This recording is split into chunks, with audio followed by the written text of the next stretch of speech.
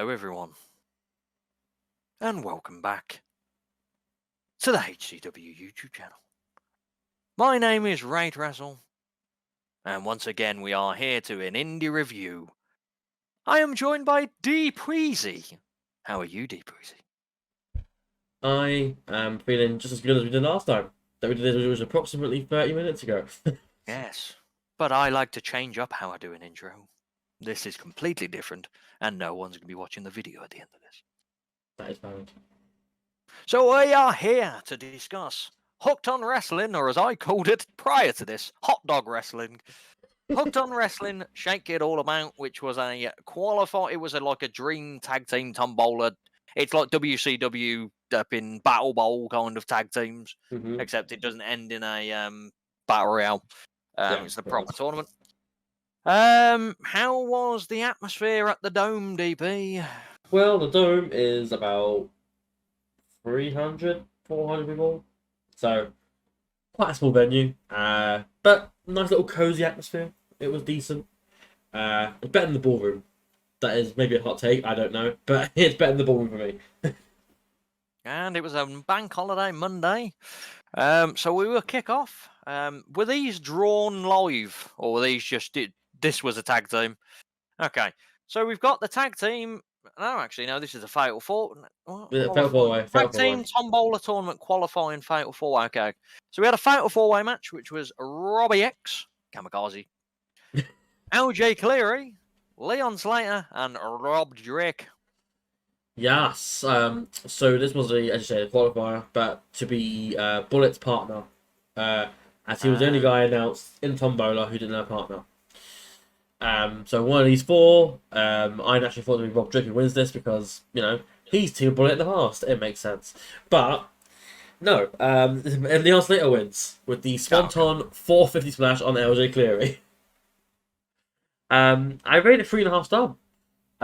For an opener, it was. I said for like it's gonna be bad or anything.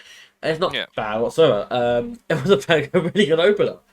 You have obviously the speed of Robbie X and Leon Slater. Then you have the ability of LJ Cleary, and then you also have the strength and hard hitting of Rob Drake. So it was a nice little blend of different styles and a nice just blend in general of these four. I like the match, and ultimately Leon Slater came out with a win, and he's a Bullet's partner. I'm excited for that, and I won't take long to hear about it. So the first round of the tag team tombola, we had this team of Simon Miller from What Culture? That's right, isn't it? Yeah, I just couldn't remember if I get mixed between Cultaholic and What Culture. And a guy called Memes, who I think is Blue Cane. It might be, I don't know. Versus the Lyrical Twats, Charles Crowley and Man Like Theice. Kamikaze. Yeah. So yeah, just to clarify, Memes is yes, he is Blue Cane. Oh my god, it's Blue Cane! Are we supposed to know this? I have no idea. I didn't know this before I was told in the interval by someone. I was like, ruining everything live. I was like, that Memes guy's pretty good, right? And then he told me that that's Blue Cane, right? And I'm like, is he? I'm like, I don't know how to react to that. It's like. There was a guy walking around all out with "Oh my god, it's Blue Cane." Sure, I loved it. But the match itself, Crowley and Theice win after a roll up from Theice on Miller with his feet on the ropes. So boo Theice, boo. Bad man. I rated 2.25 star. Was enjoyable, and they kept the interaction with the crowd. But the match was subpar in reality. Especially with Babler in it. Yeah, I mean, Crowley and Theice didn't get along. Firstly, so there was no tag team fluidity there. Chemistry. Yeah, like you had Crowley trying to do his entrance, he's then cut off by the 0-1-2-1 entrance. Yes. And yes. I was waiting to continue that. Video, don't worry. But yeah, it was enjoyable. Kept the interaction with the crowd, I said, and match itself wasn't that great, in my personal opinion. Well, it is a long card, so That is you're gonna have just matches valid. like this. But before So we we're go gonna into move this on. match, I'm trying to get better at cutting off. But so we have a promo by Anthony Ogogo. God, do you know what? I didn't know he was the guy at All In. Do you know they did such a bad job of showing him on the big screen? Yep. Like, I just had to guess, and someone did a boxing move, and I was like, I was trying to figure it out. Oh, it's got to be Anthony Ogogo in it. Yeah, I thought that. Yeah. But no, Paul White's also got a punch that can do that. So I genuinely thought at one point it was Andrade. I was really confused because he just looked like him. And I was like, what's that anyway? Continue. But yeah, no, he's here. He does like some shilling. I don't know. He's like crying about how he was never used on AEW in like 2 years. He's like, you haven't seen him on AEW TV for 2 years, like pandemic era. I was like, yeah, it's because Cody solved racism. But yeah, he doesn't say piss boy, unfortunately, but he does mention about having a year left, on his contract, and he just wants to basically wrestle. So yeah, Progress will probably bring him back in, and he'll probably feud with someone else who's not Malik. I'm excited. Cool. Moving on swiftly, so we had the mixed match team of Scotty Rourke and Tate Mayfairs versus the mixed match team of the Velocities, Judah London and Paul De Silva. Good God. Paris De Silva. But Paris. I tried to make it mixed match by just making it a different person. But yeah, this is like this is like WCW AEW, where like somehow a tag team is put together. Yeah, very suspicious circumstances, you ask me. Clear the heels in this match, not Tate and Scotty. They're not heels whatsoever. I don't know what you mean. But no, surprisingly, Scotty and Tate win after brass knuckles to the face of Jude. Oh yeah, that's surprising, isn't it? That is a little bit surprising to me. I just assumed the heels aren't going to get along. They're not going to win against the established team of the Velocities. But then Tate Mayfairs, I don't know if it was him, but Brass Snugs. Yeah, that's him. Yeah, of course it was. 3 star I rated it. This was a really good tag match. Velocities brought the speed, while Scotty and Tate brought it back down to earth. The heel tactics against Velocities' face that this was a nice combination as well. Obviously, Velocities get their stuff in. Scotty teases using the briefcase that he has from, I think, TNT. I don't know if that's right or not. He's got a briefcase. I don't know, but anyway, he's got a briefcase. And Tate obviously has his knuckles. He teases using that, doesn't use it, and then while the rest back turned, breast knocks to the face of Jude. Jude's out 1, 2, 3. But yeah, it's a nice combination of styles here, and the good old heel and face dynamic is always something that's I would say overdone, but on indie wrestling it's more normal, I'd say. Yeah. So this was a nice combination of stuff. And they move on to the next round. They do. So we had a breather, as in typical tournament mode, of a match in between, just so you're not seeing the same teams continuously. We had the BWR heavyweight champion, Will Cruz, the absolute mammoth, that is Will Cruz, versus the absolute mammoth, and randomly there, Bad Bones. Yes.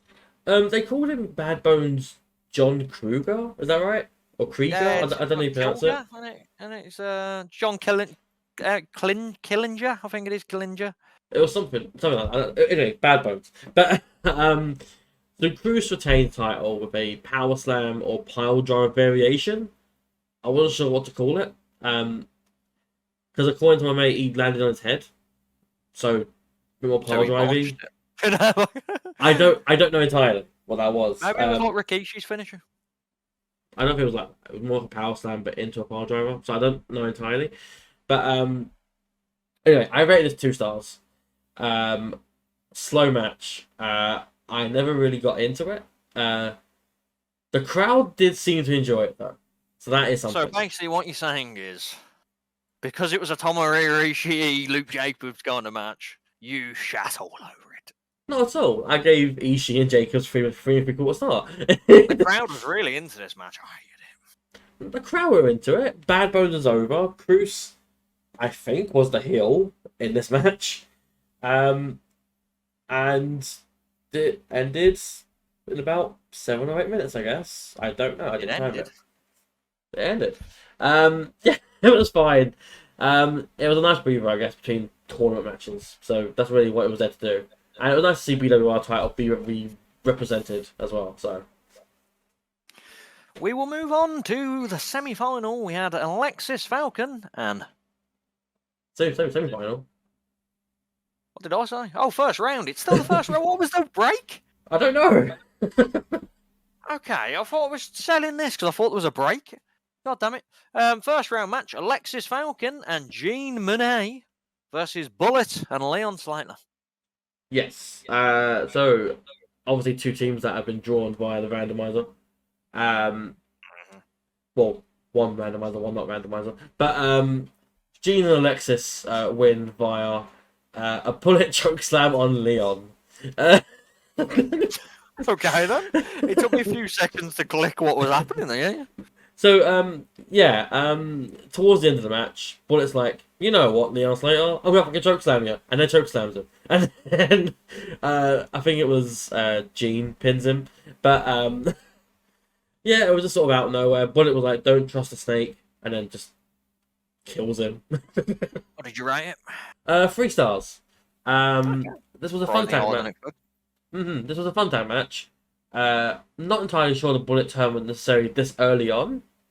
But I guess they had a reason for it and needed a reason for him to lose.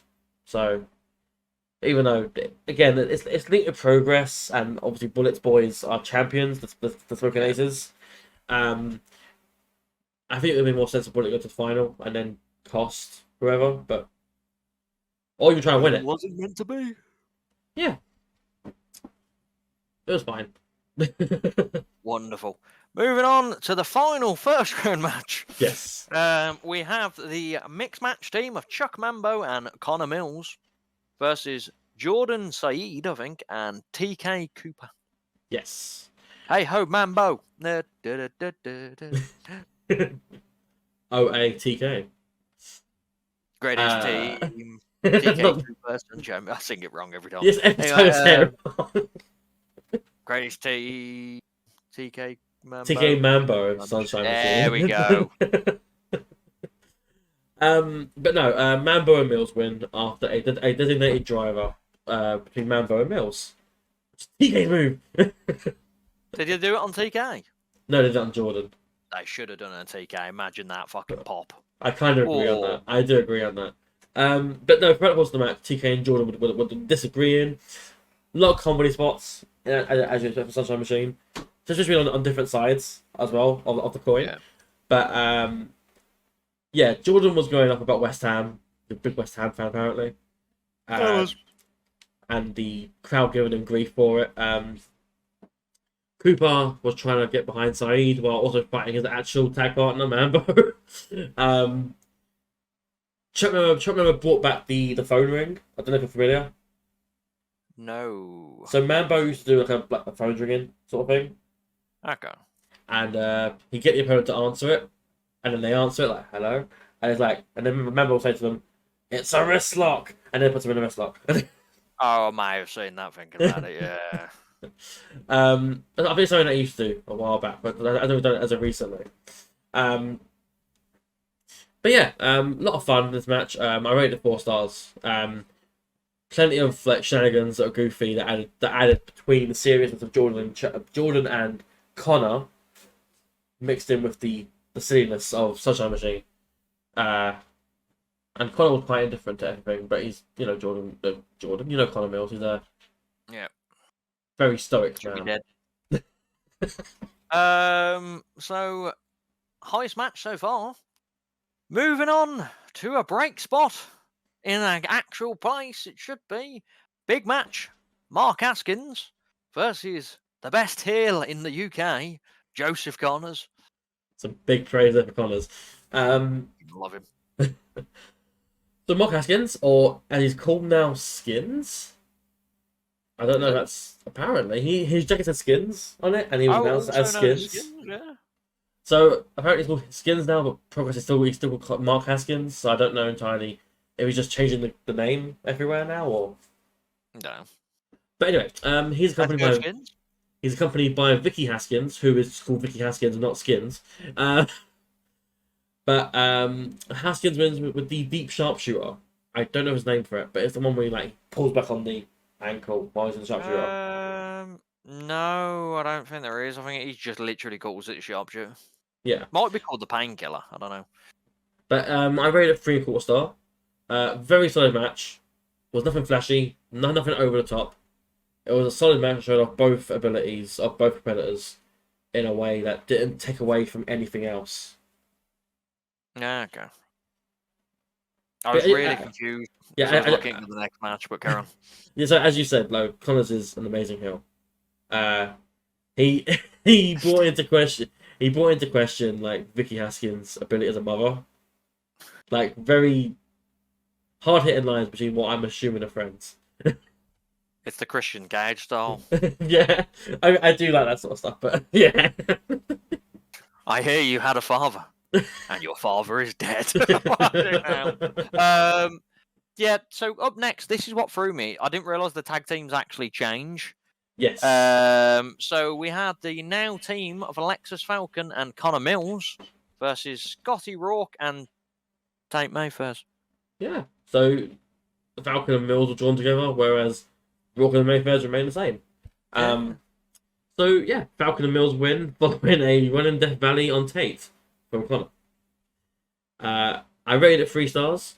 It was a fun match, but it was quite short, and I said it may have been rushed because I'm beginning to think that the Sunshine Machine match went a bit long. It's been 11 matches. That's probably what as well. Yeah, but yeah, it was a fun match. But it's a bit short for my liking. But yeah, Falcon, Alexis and Conor, go through. Excellent. And Mayfair's is gone. Mayfair's is unfortunately gone, yes. Next up, Chuck Mambo and Theice the Man-like versus Charles Crowley and Eugene Monet. So, Charles Crowley attempted to do his entrance. This time without getting cut off. He gets cut off by Theice again, but Theice just beats him up this time. But yeah, no, the whole first part of the match is Theice just beating up Crowley. Because he just doesn't like him for some reason tonight. I don't know why. Yeah. Whereas you have G-Money and Chuck Mambo on the respective sides of Crowley and Theice. So Money and Crowley win when Theice hits Money with a title belt. And that knocked Gene out on his feet, so he wasn't on the floor. He was just standing, meanwhile, Crowley DDTs Theice, and then Gene falls and then headbutts Theice as well for the coincidental pinfall. I rated it 3 stars. Plenty of fun, plenty of goofiness as well, but it felt a little lacking. It just felt, again, it didn't feel rushed. It just felt like running out of steam. Kind of, I guess, which I guess is the point because it's this is like their second match, all of them. But yeah, it was kind of weird. Either way, the final 4 was set. But before we get there, we have 2 more matches. Well, no, there's also Sam Bailey. He's here. Yes. Sam Bailey. Yes. He praises the City of Manchester before doing Zach Gibson's gimmick. He goes, soon to be recognised as number 1. And then he issues an open challenge. He issues an open challenge to anyone who's not been on the card so far. At which point I thought, oh shit, are we getting Zach Gibson? Despite him being signed to WWE. Oh yeah, fucking all-in Zach Gibson. That's what I thought we get, or Rip Fowler, or whatever I want to call him. But yeah, I thought, oh shit, we're against Zach Gibson, aren't we? Because he's doing the whole soon gimmick. Yeah. And then it was like, oh, it's Warren Banks. Okay, cool. I like Warren Banks. It's just not what I thought it'd be. You were disappointed, weren't you, Dave? A tiny bit, but I like Warren Banks. So say it loud, say it proud. A tiny bit, it's fine. I like Warren Banks anyway. It's fine. It works. Warren answers the call. Warren wins with a finisher. It's a very short match. 2.25 stars. Whatever it is, it wasn't anything massive. Short match. The That's really what it was. Really, I think it was just trying to fill time and get Bailey on the card because Bailey was announced for the show beforehand. So, yeah. And we will move on to the Progress side of this show. So we had the Progress Women's Champion Lana Austin versus Session Moth Martina. Yes. Finally, Lana Austin. Firstly, Lana Austin's theme is a fucking banger in Progress. It's so fucking good. Not as good as her original theme. Oh. No, God, I'm singing Nixon. No elf, doesn't matter. But so for those who aren't aware, Martina likes beer and likes drinking in general. Really? She was at the All-In after party apparently, and she got I saw the pictures. She got heavily drunk, and this morning was very hungover. So she came out, and she had a hangover. She had a headache. She didn't want her music playing. She had like eyeliner down her face and like lipstick everywhere. Like we're on like Chelsea Green sort of character in it. Chelsea Green, Sarko borrowed. Yeah, but but Lana wins with a spinning elbow. The main thing in the match was Martina getting accidental pins because she's like, "Oh, I'm so tired, man," and then just going out of the way while Lana hits the corner, and then she falls on her knees. Lana falls over the knees and like. So it's a comedy spot match. More or less. It was 2.5 stars for me. I think because I was there live and not watching it through a VOD, that added to it because it was enjoyable. Constantly throughout the match as well, there was like chants that were being shushed, so we were like session. I don't know how you heard that. I don't heard that not because I was whispering, but. No. Oh, okay, didn't hear that whatsoever. But yeah, live appearances are usually the reason why our rate sign is a bit higher than I would on TV. It was a case that we had to be there to truly appreciate it. So, yeah, like for example, if you watched it, you probably wouldn't rate it as high. No, Lana Austin's in it. All right.